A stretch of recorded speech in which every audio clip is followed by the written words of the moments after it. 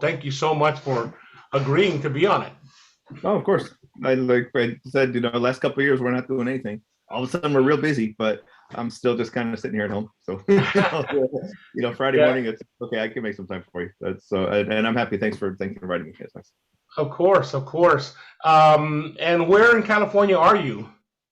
So specifically, I live in Bonita, California, which is funny. I never thought that's just the name of my town. But when I went to Guadalajara and somebody asked me, I said, "Was vivo en Bonita." ¿Tú vives en Bonita, California? So I said, "Yeah, I live in beautiful California. That's what I do." Yeah. But it's a little small part. Chula Vista, you might have heard of, is a city that's a couple 100,000 people stuck between San Diego and Tijuana. So I'm right in between San Diego and Chula Vista. So literally, my house is about 10 miles from Tijuana, and the school I work at is a little bit closer. So closer, like 8 miles. So we have Southwestern College is the name of the school I teach at. And we have students that live on the other side of the border, and they cross and come to school. But we're very, very, very close to the border. Yeah. And before we get started, on the other thing is, what I sent you back that questionnaire, right? And yes, you did. Go ahead. And I think Dr. Soto replied to you recently saying she's going to get with me on that. Okay. But I told her, don't worry about it. I already took care of it. Yeah. I wrote back and said I heard from you. There are a couple other people I've been having trouble getting info from, and to be honest, I don't really need detailed info from every school. The big ones, I've got Adolfo's going to write something about UT RGB, and Lauren and Jesse are writing about UCLA, and I'm going to write about Southwestern College. So like those are kind of the big ones that help to spread a lot of other ones. Is Lauren going to write something about Texas Tech? Texas Tech, yeah. Lauren's going to write about them. And Jesse wrote about Cal Poly Pomona, and I heard from several people, but I haven't really gotten a response from Juan Ortiz, and he texted me once and said, "Sure, give me the information." But when I talked to a few people, they're like, "No, man, Juan's the one who taught at like 4 of those schools," and so I don't have kind of any of the information about those schools. Even if it's just the dates, like even if it's approximate, because I'm kind of like a lot of people are like, "Oh, it was 1970 something," so I'm using kind of approximate dates, but I want to be able to at least show that in California in the 1970s there were like 5 colleges that started, but 3 of them stopped, and then now they started in the last 5 years. In Texas, there's like 15, but they all started in the 90s, and there's something just to kind of have an idea. I can tell you a little bit because we interviewed Juan Ortiz last month. So wow. He gave me a little bit of that information. And correct me if I'm wrong, Alondra, from what you remember, but I think the first college mariachi he talked about starting that he was involved with was at SAC, San Antonio College, and that was 1974. I think so. Okay. Yeah. And he played in that group, and we should be clear. Back in those days, there was like an advisor that knew nothing about mariachi, and then they had the class, and then the students kind of taught themselves. And so there's always somebody in the class that kind of knew more and taught everybody. Right. But there's another distinction. Was it a formal class that you got credit for, or was it a group, like a club that they met on their own? No, he made a big deal. He made a big deal about telling us that it was a formal class in the curriculum, signed up for mariachi ensemble. He made a big deal about telling us that it was in a registered class. You remember that? Yes, because we brought up about Kingsville, and that's what we thought was the first one, and then he did correct us about SAC. Yeah. Okay, Kingsville was in 1977 was the one in Kingsville, Texas A&I. Yes, Texas A&I. So after he was at SAC in 1977, he and a couple of other people were asked to go to Kingsville, Texas A&I, and they started the Texas A&I mariachi. Now the SAC mariachi, after about 5 years, it stopped doing it. So SAC's history of mariachi is patchy. Like they have it sometimes and they don't have it sometimes. But Kingsville, that's been there since it started in 77. Yeah, Texas A&I, but now they're Texas A&M. Okay. And then the Palo Alto one, I want to say he started that one in the 90s, the one in Palo Alto, which is the one where that's where he retired from like a couple of years ago. Okay, so the 90s, and is it still going? Is somebody else there now? That I know of, I don't think it's going anymore right now. So to 1990s to 2020 plus or minus? About 2020, 2019, somewhere on there.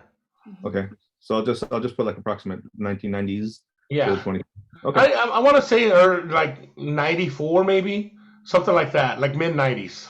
Okay, got it. Our Lady of the Lake is another one that I know Antonio taught there for a while, but he only responded about Brownsville, and I was trying to look for. I found a little bit of information, but do you know about Our Lady of the Lake? I don't know. I don't have a date on that. I know Juan taught there as well, but I don't have any dates on Our Lady Lake. Okay. And right now, I think Antonio's been teaching it for the past few years. Mhm. Was he still there? Okay, I'll reach out to him again because he did tell me about Brown, but he didn't tell me about Lady of the Lake. Yeah, he's still at Our Lady Lake. Although he keeps talking about how it's patchy. Yeah. I mean, sometimes he has like 2 students, sometimes he has 10 students. It's just it's very patchy. I mean, that's a private school, so it costs a lot more. Yeah. So it I think his enrollment really varies. Okay. Okay. All right. Well, listen, that really helped me because those were I was just putting together last night. I said, wow, I've got like 40 schools and I've got all this, but there's like 5 that I'm missing right there. So you just helped me out. And I'm reaching out. John Clark also finally responded, and he's like, oh yeah, I started this and I started that, and then they ended. So I finally got back. So I'm real close to having a pretty good list. I'm sure I'm missing some schools, but it's a pretty good list. So. As far as the UT Mariachi, I think the person to contact would be Robin Moore. Okay. I mean, I know Monica teaches it, but the UT Mariachi's been around for a long time, and Robin Moore would have a better history of that. Okay. Monica might not know when it started. Yeah, I found some information. Some of the schools where people didn't respond, they have a website, and they said was something about our first performance, or sometimes even if it's like the oldest picture was something from 2013. I was like, well, at least from the 2013 they were going. So yeah, Monica also said, I promise I'll get it to you on Monday, and if I don't, write me again. I promise I'll get it to you. And then I didn't. So, but I'll reach out to Robin too. They go back for a long ways as part of their ethnomusicology department, because their name is kind of like a tribute to that, because they're called Paredes de Tejastitlan, and Paredes is Paredes because of Americo Paredes, which was he taught there, and so that's a tribute to him. So I mean, we're talking about for a while, but again, it was more like part of their ethnomusicology, not really a performing ensemble. So I don't know when it made the transition to performing ensemble versus an ethno class. Sometimes that's really a gray area. Yeah. Okay. And when you just say UT, but which I need to know the cities to keep them apart. UT Austin. Austin. Where I'm looking at my list. Austin, there it is. Yeah. I found from their website. I found 1977. 1977. Yeah, that sounds about right. I would say it's pretty back there. But again, that I don't know if it was a performing ensemble or more an education ensemble through ethnomusicology, but that becomes semantics. I know the Kingsville one was a performing ensemble. Okay. Yeah. For my purposes, I don't think I can go into too much detail about every school. So for several schools and the people who responded, I can be a little bit more detailed. But for the ones that didn't, I'm trying to get the dates at least, or at least approximate dates. And then I can say, of these 20 schools, some of them were more teaching about the music and having the experience. Some of them were performing ensembles. Some of them were clubs that were organized by the students themselves. Some of them were 4 credits. I can just sort of do something general like that, just to give an idea of what it is. And then the degree is the other one. Do you remember the year that you guys started the mariachi? I guess we have the degree and the certificate, right? Well, the minor The Mariachi Minor, we started the first classes of the Mariachi Minor were 2018. And then the Mariachi Major, we started talking about the major pretty much as soon as the minor was created, but it took us years. So this is actually 2021 was the freshman class of the Mariachi Major. Okay, well, but you announced it and started like it was on the books before that. Yeah. From 2018 or the Mariachi Major? Yeah. The minor was on the books starting in 2018. Got it. The Mariachi Major, we started recruiting for that a couple of years ago, but it's like officially in the book starting fall of 2021. Got it. Okay, 2021. Yeah. Okay. Because a lot of people that come in, I mean, the first couple of years of it, almost all degrees are the same. Yeah. No. Theory, all that kind of stuff. So it really starts in the sophomore and junior year when it starts really getting into the concentrations. Right. Yeah, that's what I did with our degree too. I mean, you would remember, Alondra, you won't, but John, you would remember, 20 years ago. I mean, I started like 24 years ago, like 23, 24 years ago, and it was the president of my school. Well, now we're going to get into what we're going to talk about on the stuff.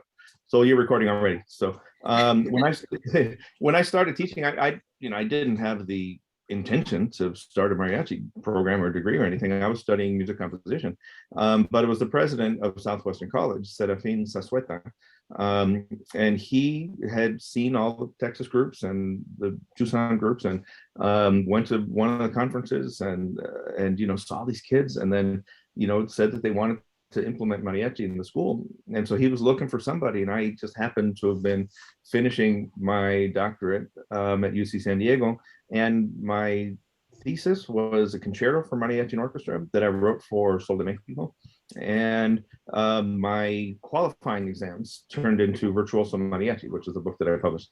And so he heard about this guy at UCSD and called me, and I remember being at lunch with him, and he said, I went to those conferences and I saw these kids, and I saw how great mariachi music is. He said, you know what?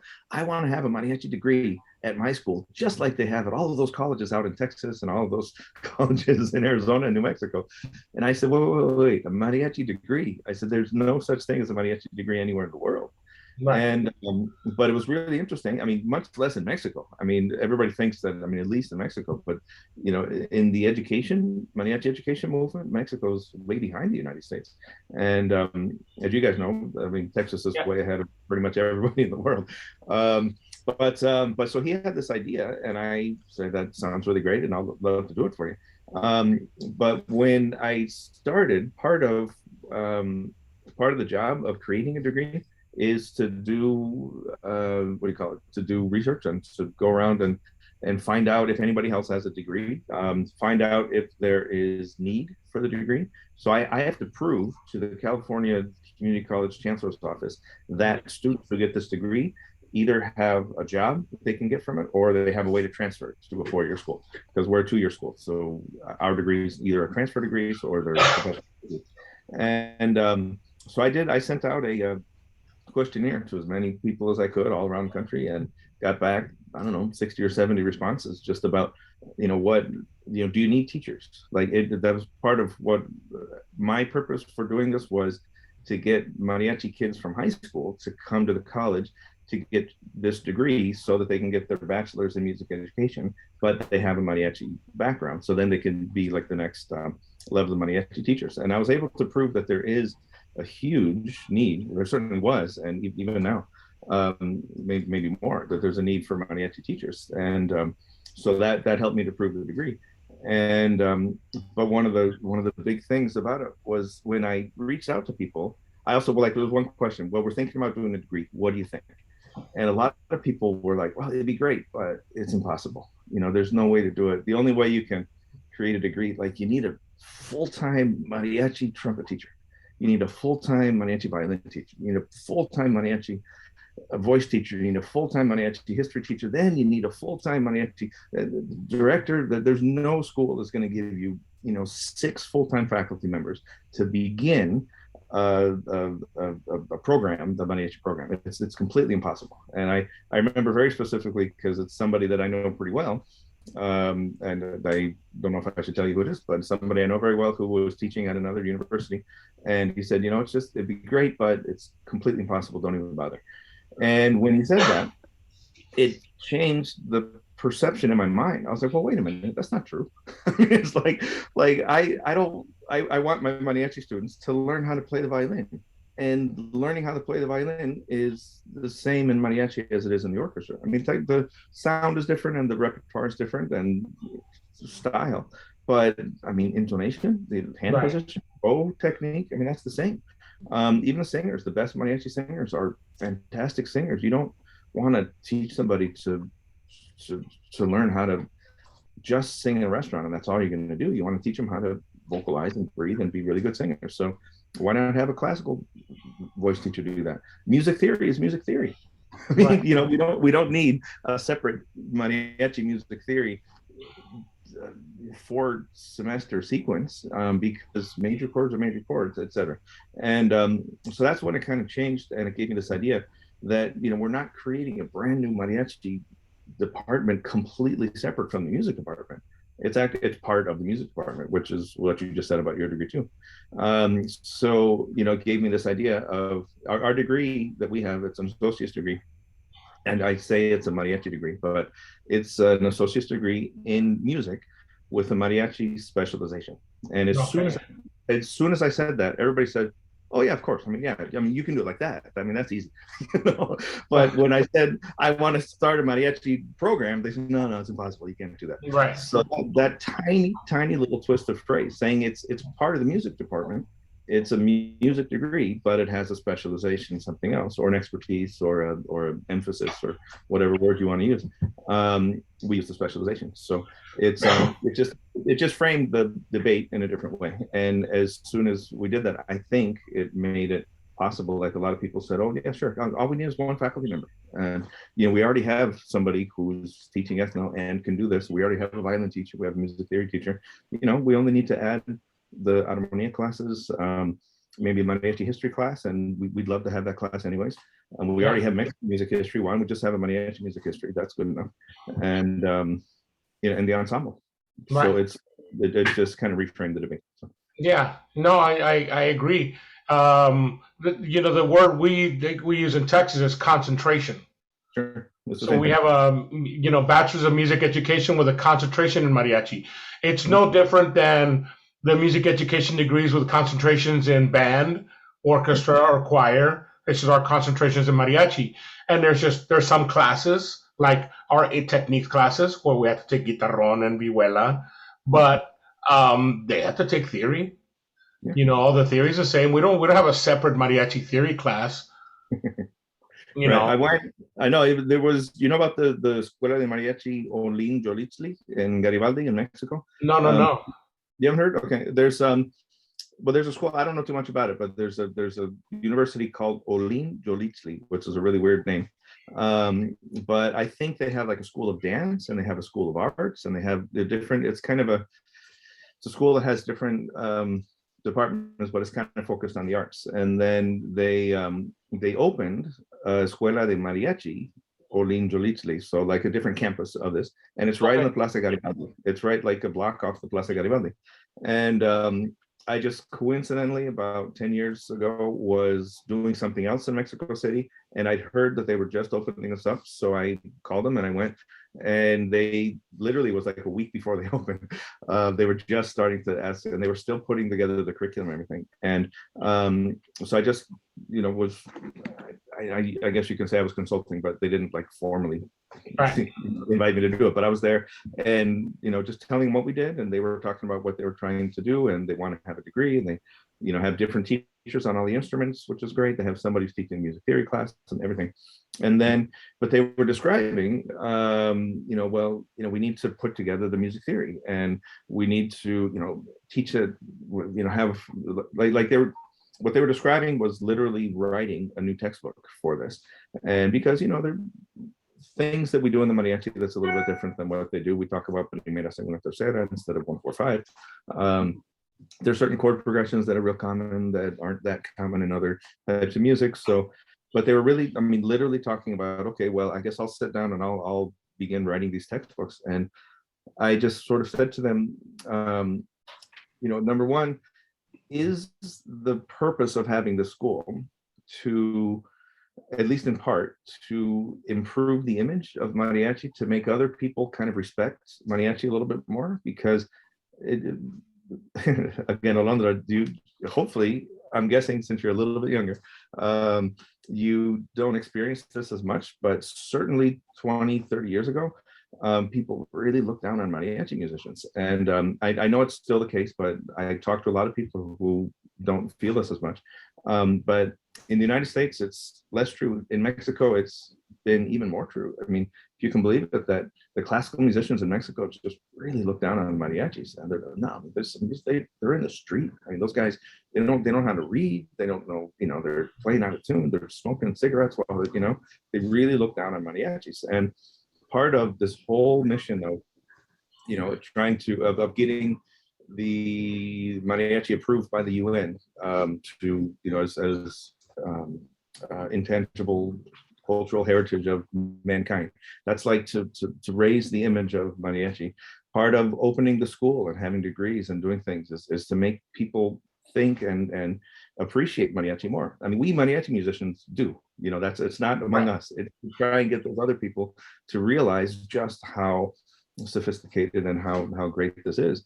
Jazz music went through the same thing, I mean, even when I went to college, I'm a trumpet player, and people said, man, don't play jazz, it's going to screw with your sound. It's going to ruin your technique. You can't do that. And nowadays, every college has a jazz program, and it's just understood.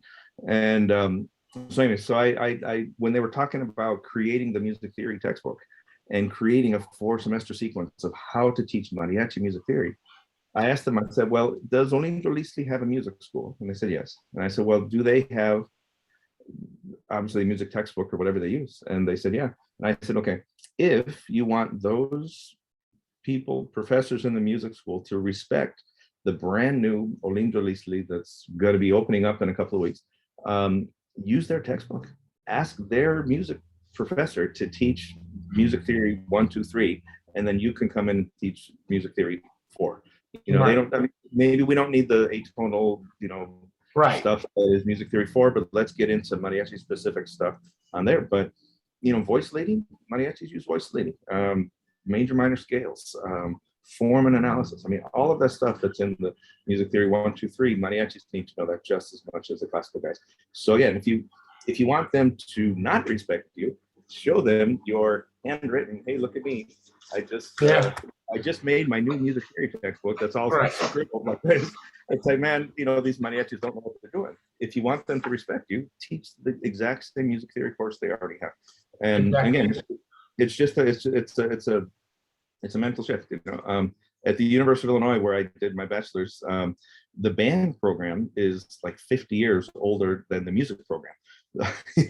They have there's a band building that literally John Philip Sousa, his library is donated to the University of Illinois band. There were only like 3 big band programs in the 1880s, and this is one of them. And so literally the John Philip Sousa library is in there. So they have a band building, but the music building is on the other side of campus, and they're completely different. I mean, the band director is not a music professor; he's a band professor, and that's just a model that's really old-fashioned. And when we talked about creating a mariachi program, people envisioned that, oh, well, there's a mariachi program over here, but there's a music, and those music guys and the mariachi guys, they don't really get along very well. It's like, no, it's got to be part of the same. No, I agree. The first most operative word is making a musician. Sure. That needs to be the first thing, and then you can use your musicianship for many different things, including mariachi. Right. Yeah, and if you're going to teach, there in Texas, there are a lot of full-time mariachi jobs. In Las Vegas, maybe there are, but not too many other places in the world. You can be a full-time teacher just teaching mariachi. You got to teach mariachi and choir or band or orchestra. And if your only training is playing 20 years in a mariachi in a restaurant, it's great. I respect that, but you know, are you gonna find a full-time job teaching mariachi someplace? But if you're trained as music educator, and like you said, with the concentration in mariachi, but you also have to take vocal methods. You also have to take guitar class. You also, I mean, I took percussion class, you know, I mean, so I know how the cymbals and how to hold four mallets, and you know, I mean, it's part of a general music education, and there's nothing wrong about that. It just it prepares you to get more work, and you know, having the mariachi expertise. There are a lot of places nowadays, especially they just want a music teacher who can teach band, choir, guitar, mariachi. Maybe not all of those, but at least two. I mean, at least maybe three. You know, there aren't even. I mean, how many people are full-time band directors and all they do is just teach band? You know, everybody's teaching a guitar class or band and choir, or band and orchestra, or guitar and So, agreed. Yeah. So we talked a little about your beginnings of the mariachi, starting the mariachi program there. But let's go even further back in the beginnings of your musicianship, your specific story. Alondra, what was one of the questions we had? Yeah. So yeah, thank you for talking about how you started that program, and it's so surprising to hear, like even in Mexico, but it makes total sense, and definitely now it's much better. I've had my experiences like where they kind of look down at the program and stuff like that, and in Texas at least it's been for the people that do have the program, and you're like, okay, you actually get to teach. Then you have to fight with the other stuff, with the band, with the choir, just getting, trying to justify, hey, I need an assistant when the band has like three of them, and then it's all band. But our question to you, like he said, going further back, is where were you born and where were you raised, and how was your childhood like? Yeah. Well, it wasn't so long ago. You're talking about this like, well, in the BC where you're born. No. This is, I mean, I suppose it's curious being a mariachi guy, that just to say it out loud, my grandparents are not Mexican or Hispanic in any way. I have a grandmother who was born in Ukraine, if you can believe it, outside of Kiev, and she came, I think, when she was 5 or 6 years old. There was the Russian Revolution and all the stuff that was going on, and came on a boat to the United States back around 1910, plus or minus.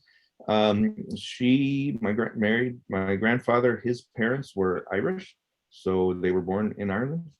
So I'm Ukrainian, Irish. My other grandfather, his parents were Swedish, and then my other grandmother, they're just kind of a mix of European. So I'm a European mix, but I like to tell people, I guess it's funny with the whole thing that's going on now, because Ukraine used to be part of Russia, but it's always been separate, but it's been part of it. And so there's a really kind of complicated part of it. So it's like Linda Ronstadt was born in Tucson. Her dad was there, but her family lived in Tucson when, 150 years ago, when it was part of Mexico. So were they born in Mexico or were they born in the United States? So I was born in Tucson, which I was born in Mexico. My grandfather was Mexican, but we live in the same house, and I was born in America. So that's kind of the story. So I used to tell people that I was Russian, Swedish, and Jewish, and Swedish and Irish. But anyways, so now I guess I got to say Ukrainian. So that's where my family comes from. I was born in Chicago, but my dad is a doctor, and he was in the Air Force to do his medical training. So he was doing his residency in Chicago, and then we moved to Tucson when I was 2 years old. So I really grew up in Tucson, and my dad actually played trumpet. And I don't know anybody who's a trumpet player. He grew up. He's from Chicago, so he grew up there, and he played in high school band and studied trumpet with a guy named Reynold Schilke. Schilke is one of the first kind of main trumpet makers, in the 1940s, 1950s. He used to play with the Chicago Symphony, and then started building trumpets, and then started the Schilke trumpet factory. And so they're still in Chicago. They moved a couple times, but my dad studied with Schilke when he was in high school. So I have one of Schilke's like original horns that has a date stamped on it instead of a regular serial number, you know. Wow.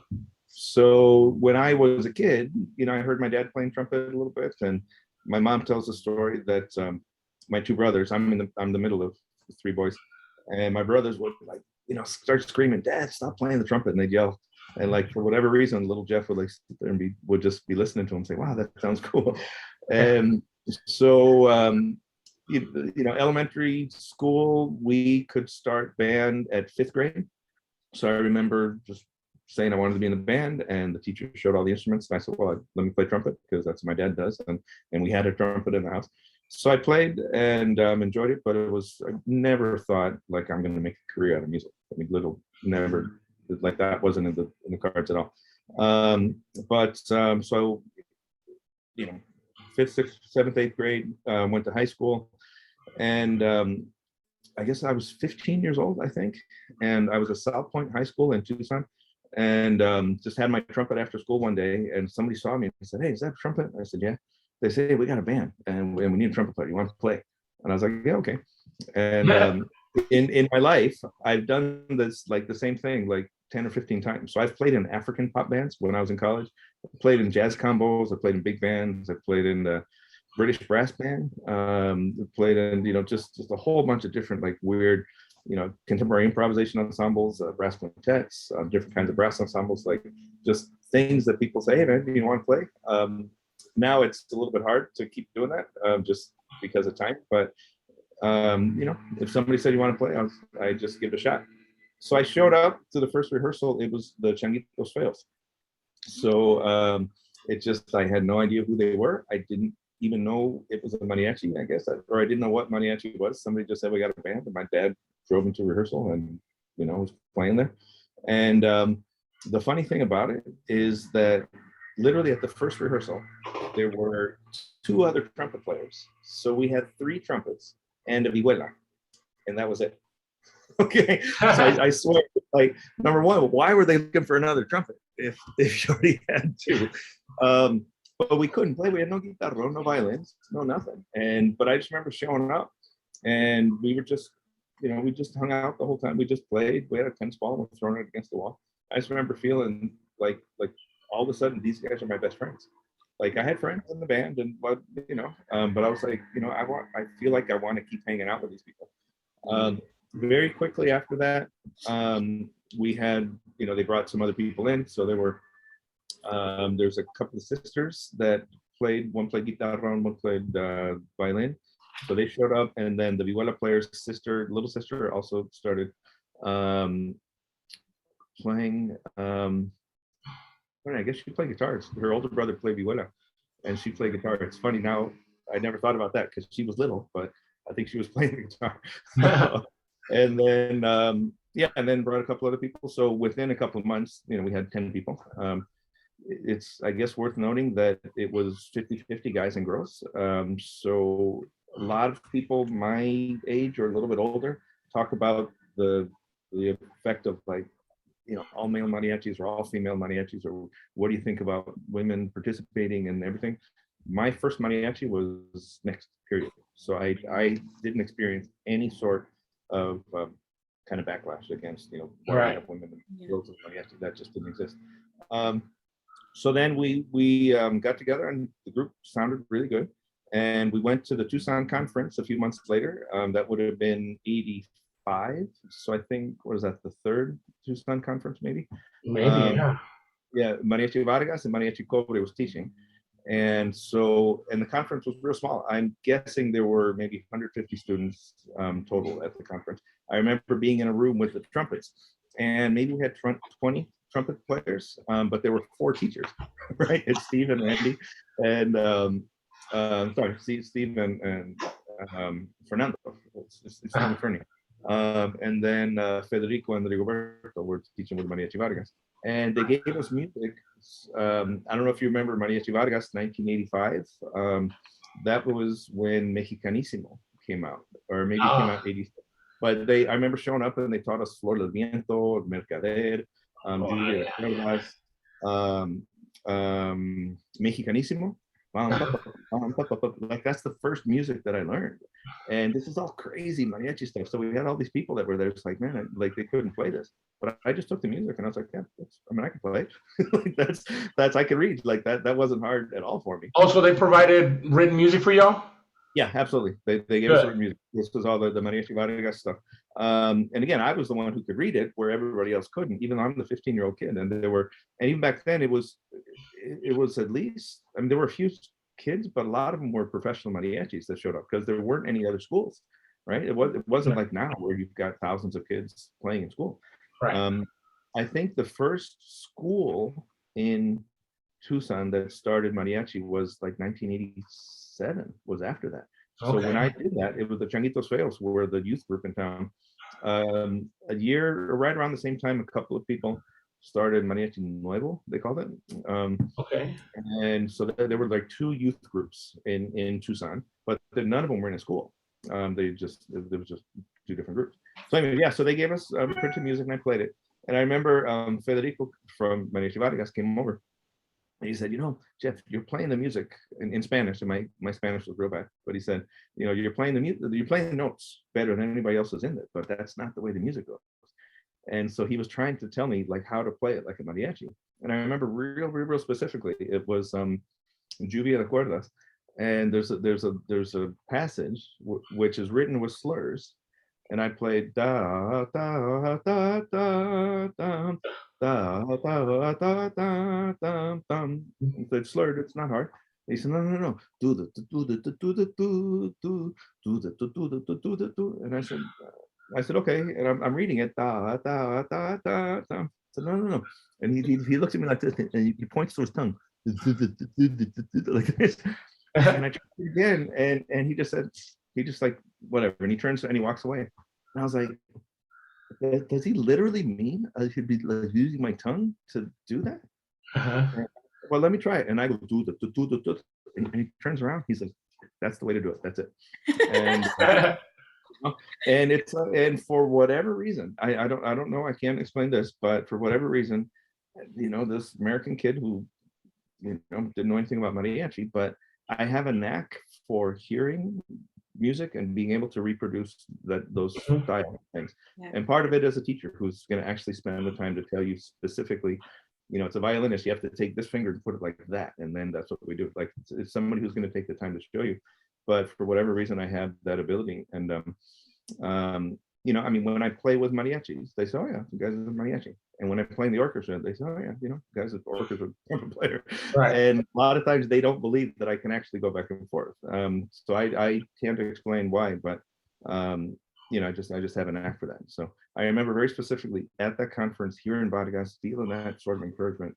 You know, at the big concert, they used to do it in the arena with, you know, 20,000 people, and they brought everybody up on stage, and we did all the songs from the conference. So, you know, we had 200 people on stage, and I mean, Federico Torres, he's first trumpet, and so he's the one who's leading the show. And he saw me on stage, and he said, Jeff, come over here. He said, I want you to stand right here next to me. And I said, okay. And then he said, you know, you and me, we're going to share the music on this. So we're like playing. And then he puts his horn down. And he said, okay, you take it. And he goes like this. I said, there's 20 people, there's 200 mariachis, and he's the guy who's leading, but he just told me to take over. And you know, so that was the moment that I started saying, you know, maybe I can be a musician. I mean, I never said maybe I can be a mariachi, but I thought, you know, I mean, that was what made me feel like music was something I could make a career out of. And one of the other moments that really that also like helped to make me say I really want to do this was I guess it was a year later, Linda Ronstadt from Tucson, and completely by coincidence, I played a lot of soccer. So at this time I was like, am I going to be a trumpet player or a soccer player? That literally I was like, you know, kind of going back and forth between those two things. And but I used to play soccer, and I was on a team with Linda's nephew, a guy named Kiko Hakami. So Hakami is another family. Like the Ronstadts are a very important original family from Tucson, and the Hakames are another family that their family's been there forever. And so, you know, Susie Ronstadt married Alex Hakami, I think, and their kid Kiko. We played soccer for a long time. So at some point, it was Linda's birthday, and it was her dad's birthday, and her uncle's. And I think, I don't know exactly, but I think it was like Linda's 50th and her dad's 75th and her uncle's 80th or something. Like it was a big deal. They were all turning, you know, a big age around. So they had a really big party, and they invited us to play for them. And I remember going, you know, to the Ronstadt's house, and you know, he was already famous. This is before Canciones de mi Padre, of course. And so we went there, and I remember Linda Ronstadt was right there, and she was really staring at us, and she was listening, and she had a paper, and she's like, wow, what's the name of that song? And she was, you know, started writing down the names of songs. She said, I'm thinking about doing a mariachi album. And everybody's like, you know, couldn't believe it. I couldn't wait. When it finally came out, I was like, man, you know, which one of our songs are going to be on her album? Because I thought, you know, we had some, we did La Noche Tu, like really, I mean, we did it really great.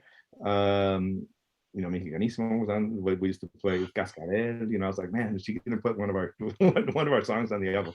So she didn't put any of our songs on there. But I remember being at the party, and I remember her dad pulling me aside. And again, I never was around Sastat, I don't know, but he pulled me aside, and he said, you know what, you're a really good musician. If you want to, you could be a professional musician if you want to. And and he like pulled me aside from the group, apart from everybody else in the group, just said, you know, I just wanted to tell you, you're doing a great job, and I recognize, and you could be a professional musician.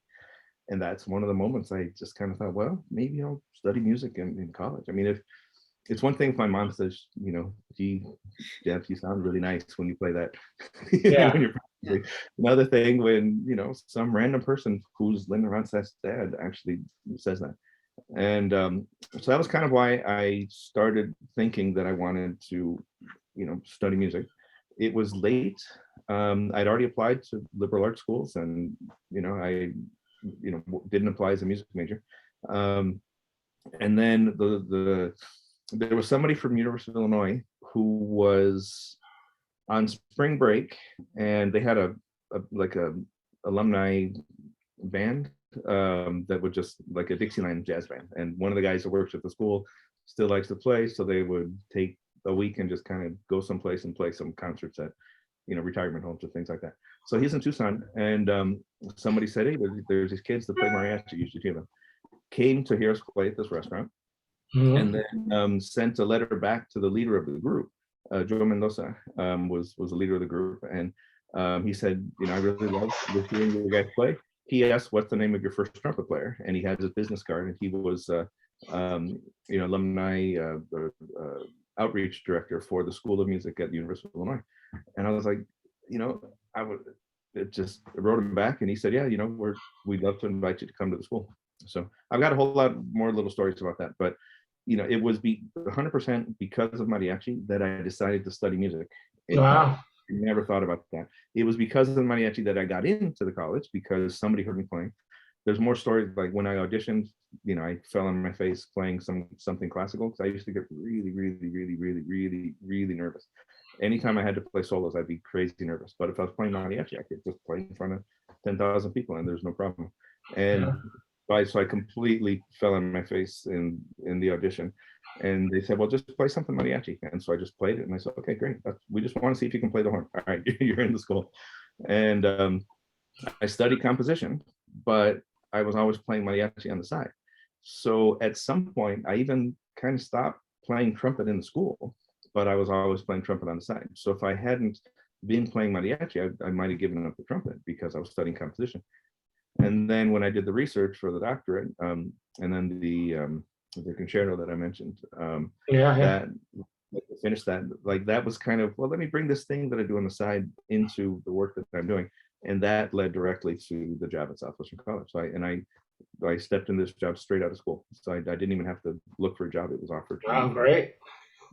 And then after that, that's when they asked you to start a mariachi. Yeah, exactly. Well, that's the reason they were looking for somebody to start a mariachi, and they heard about this kid that was doing mariachi stuff and getting his degrees. And you know, it's funny. It's given me so many opportunities.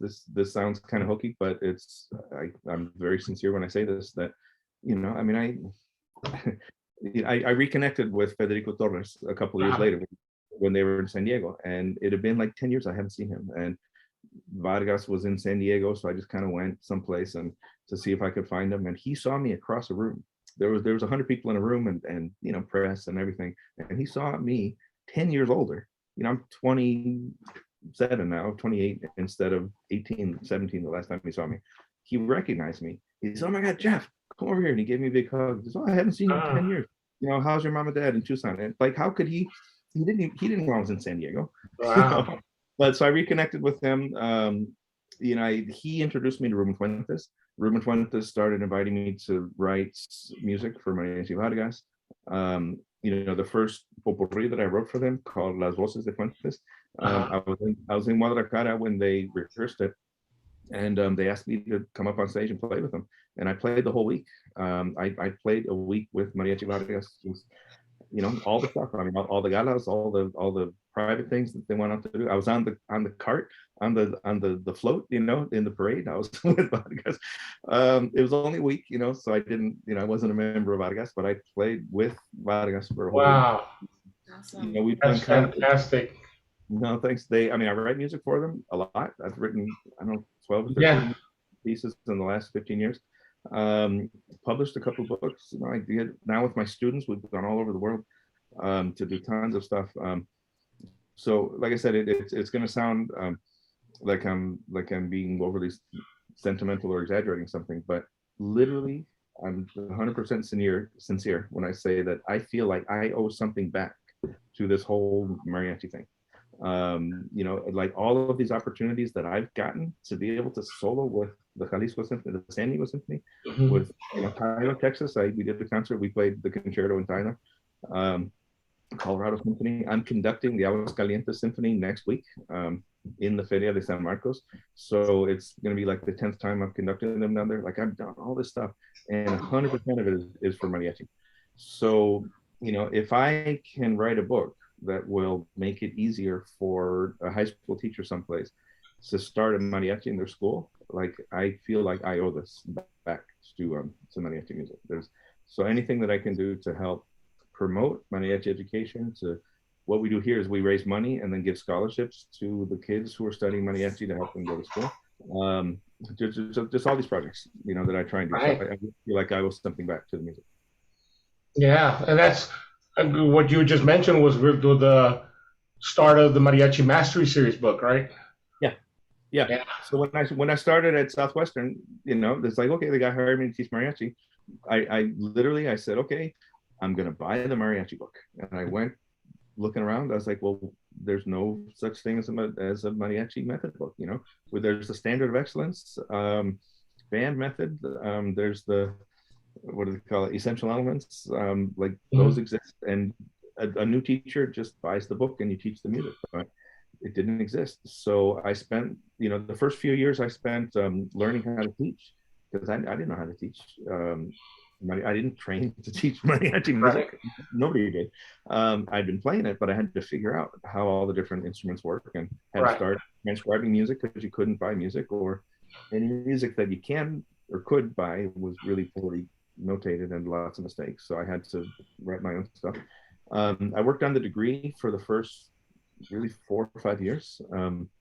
It was approved in 2004. So yeah, and it took, I guess I submitted it a year before that. So it took about 4 years of pretty hard work to get all my work done. And then I had to wait for it to get approved.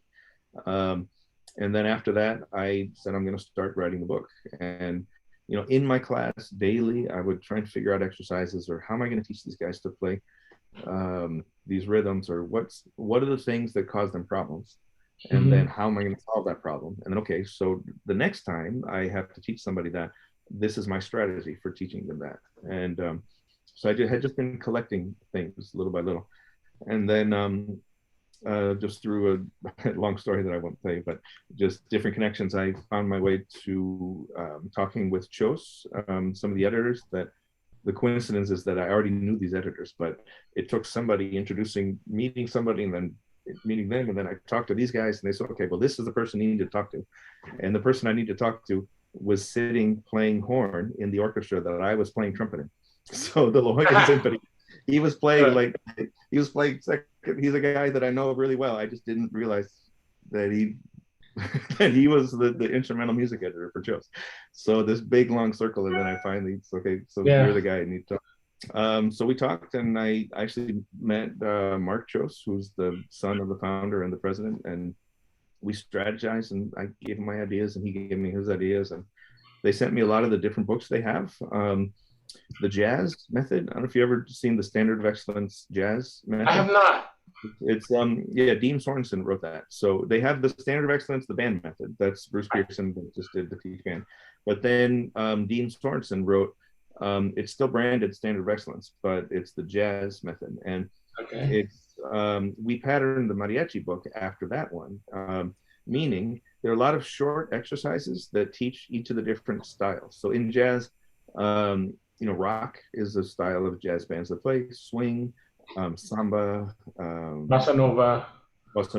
Yeah, there's like 5 or 6 different styles that like the standard jazz styles that every high school kid has to play at least one of those.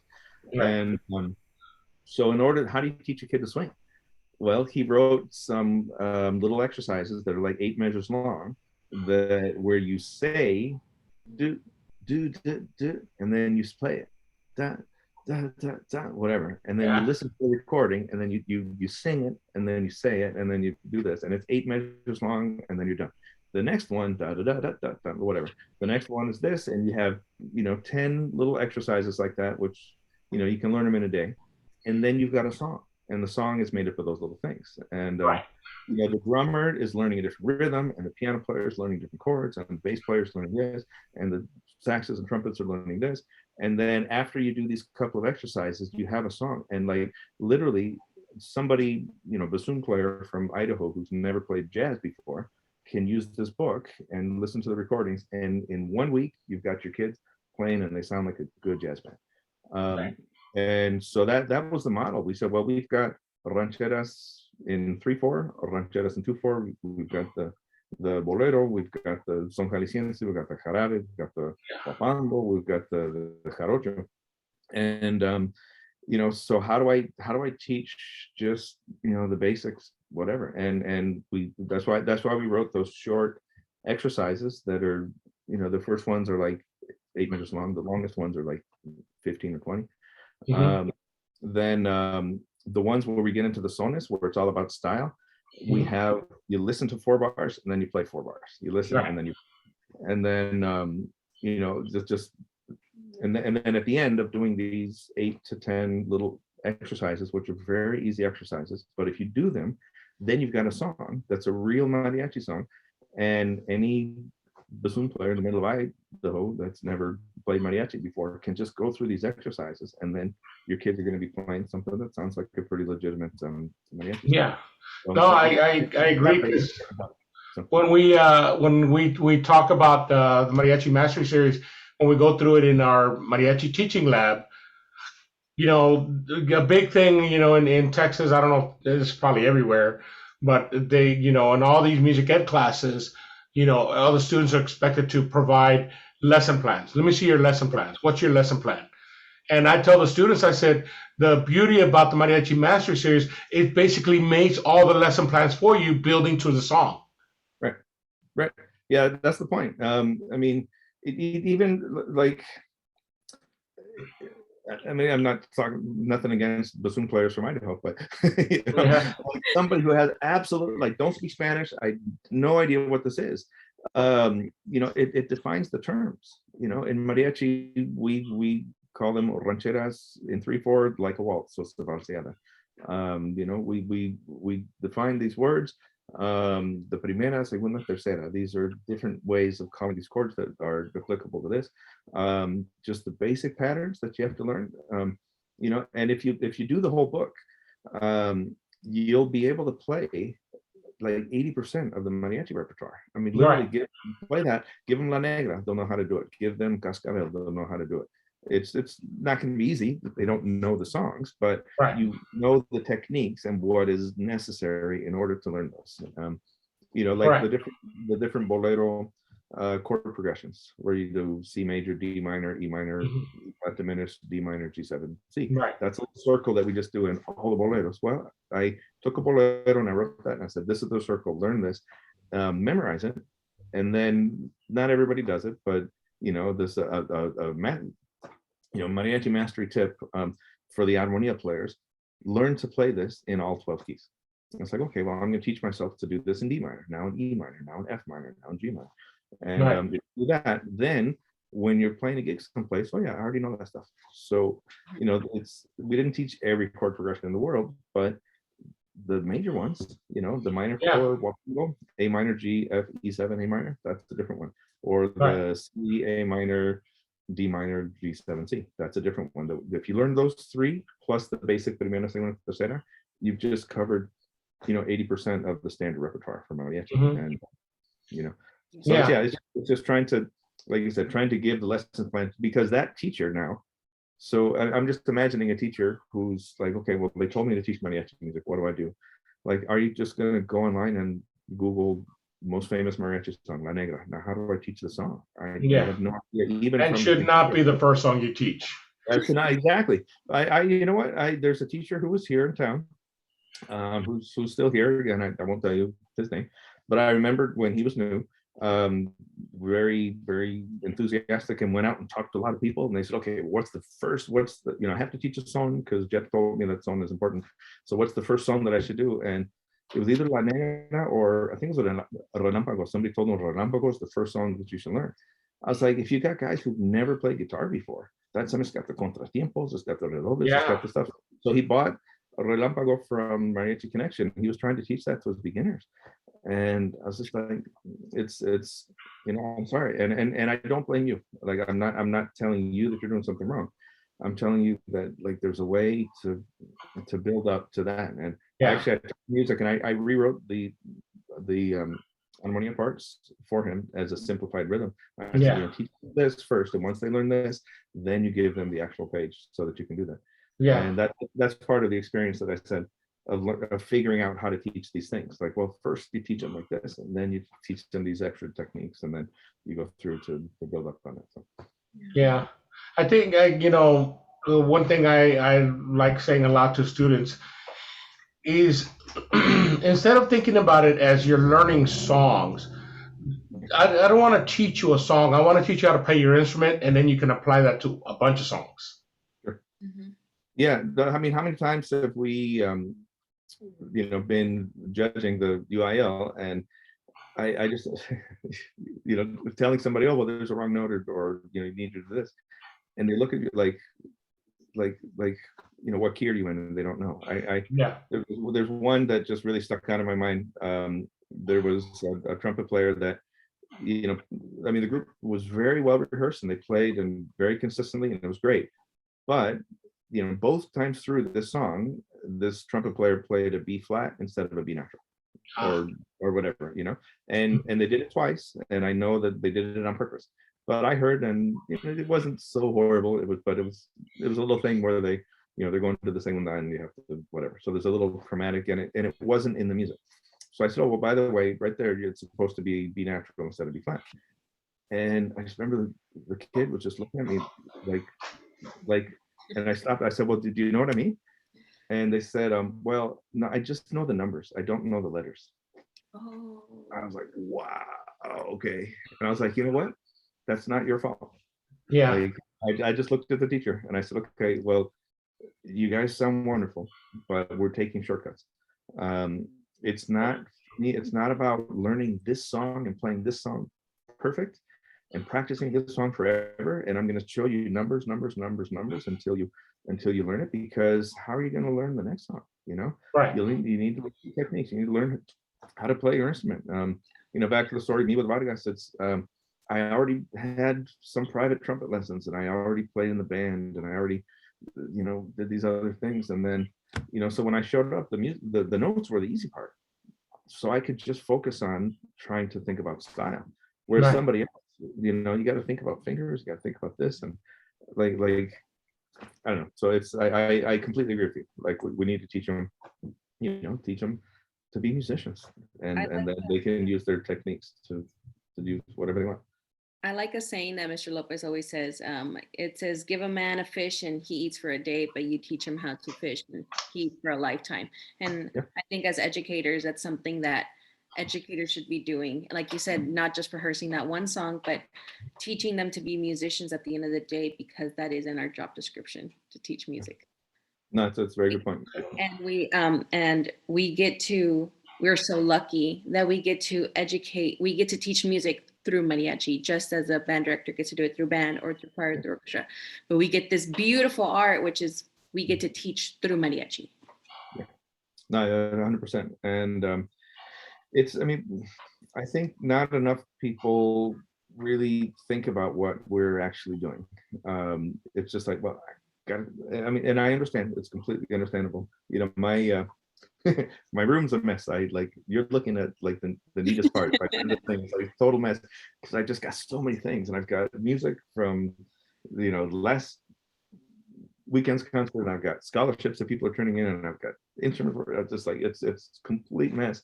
So I know what it's like to be overwhelmed, that like I'm only going to focus on one thing that I have to do right now. As a teacher, it's like, you know what, my score at that contest is the only thing that my principal is going to see.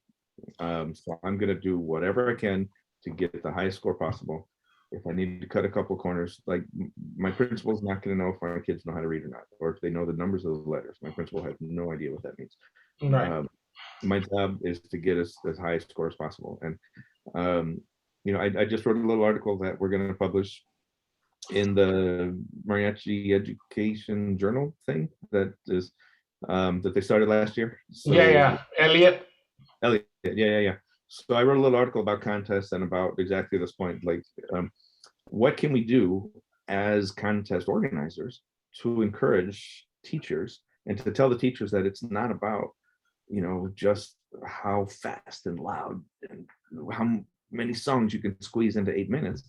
It's about how deep of musicians you can turn your students into. So, Yeah.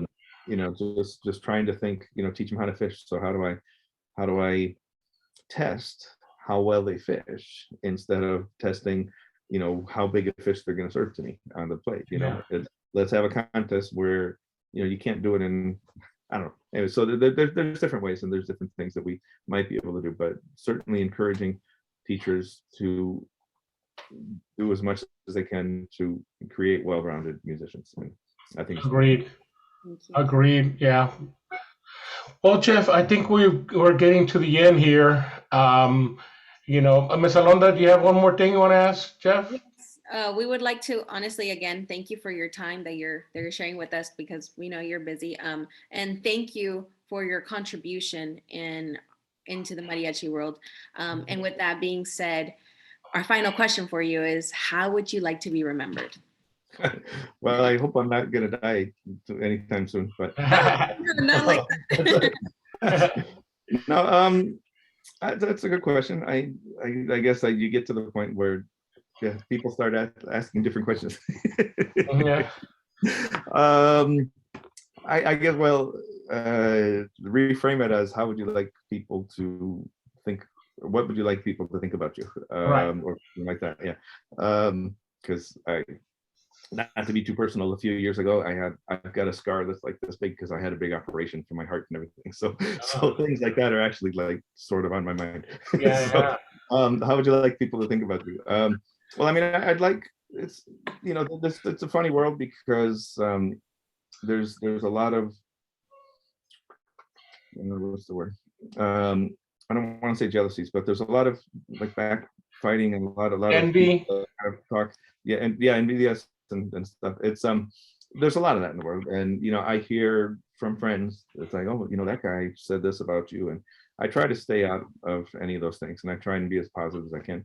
I try and be honest. You know, if you ask me my opinion about something, I have to give it to you, but I try and, you know, make it respectful and about the work and everything. What's nicest, I think, in this, at least in my experience, I mean, I'm an American guy playing mariachi music. There have only been a few times that people have kind of looked down at me because I was American. And honestly, it wasn't from the best musicians. So Ruben Fuentes couldn't care less. He saw the concerto that I wrote, and we talked, and he said, you know what? I like the way this guy does music. I'm going to invite him to write for the best mariachi in the world. There are other people, the guys in Mariachi Vargas heard this kid and said, you know what, I'm going to give him some tips, and then hopefully we'll, 20 years from now, still be working together in some way. So they have no reason to be jealous. They have no reason to, they're up there. The people who are on top, they know it. I played with mariachis just doing gigs. And I remember one time I this was a long time ago. I didn't speak very good Spanish. I still have trouble with the names of the songs when we go on gigs and people start requesting. It's like, I can't tie. I know I recognize the name, but I can't remember how it starts. And literally give me 3 notes. Bum, bum, bum, bum, got it. Okay, I got the whole song. And I get it. It doesn't matter if it's in, doesn't matter if you want me to play first part, second part, third part, I've got it, but I can't remember how it starts. And we were doing a gig and there's somebody I didn't know, and I said, wait, what key do you play this song in? And he just, why am I playing with this freaking white guy? And kind of turned his back and was just playing and whatever. But then literally after the first hour and the second hour, he was like, okay, I understand. The guy can play. All I got to do is show him, okay, we're in G, got it. Okay, and we got to do it. So musicians who know music don't have this sort of hang up. This hang up, yeah, right.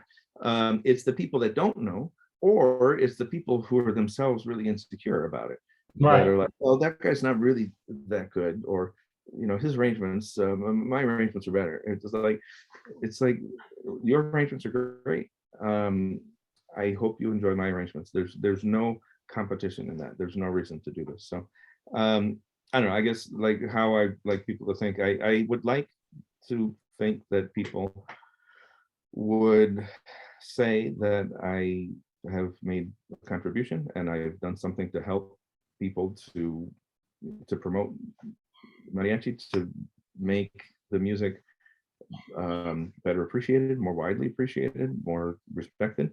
I'd like them to think that the quality of the stuff that I've done is good. I mean, it's nice when somebody says they like what my group sounds like. They nice when somebody says they think I'm a good trumpet player, and or the arrangements that I wrote, they sound really nice. I mean, I'd like to be seen as a good musician.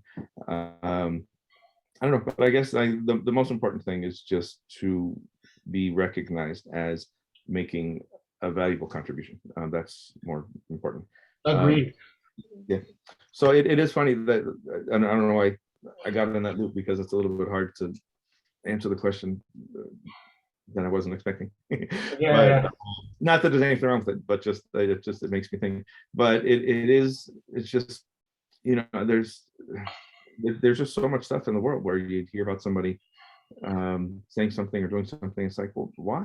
I mean, there's just no reason. I'm not. The fact that I published a book before you doesn't mean that mine's worse, or I'm saying it's better, or doesn't mean that there's no reason there shouldn't be 2 books. Right. And so I don't know. There are some people that still seem to kind of have a hang up on certain things like that. But I like to take the lesson of Ruben Fuentes, which is that if you're on top, you don't have to, don't punch down. I mean, there's no reason to be jealous or to talk bad about anybody else like that. So Agreed. I try to appreciate whatever anybody else does, and I would hope that people appreciate what I do. Well, thank you. And thank you so much for meeting with us and allowing us to talk to you about this for our podcast. Always great catching up with you, and thank you for sharing your story. Oh, Thank you. of course, and thanks for inviting me. It's fun. I mean, we don't get enough chance to just sit and talk. So it's nice. It's also nice to be out of the frame of, taking care of all the work you got to do, just to kind of sit and relax. So, and I didn't have to prepare anything. That was the best. So I have all these other meetings, and I need to spend 2 hours before I have the meeting. So Right. No, it's my pleasure. And thanks for your help on the, with the other schools. I appreciate it. Of course. Okay. All right. All right. Thanks, Jeff. All right, guys. Have Thanks, a good John. day. Hello, Thank you. Have a good one. Bye.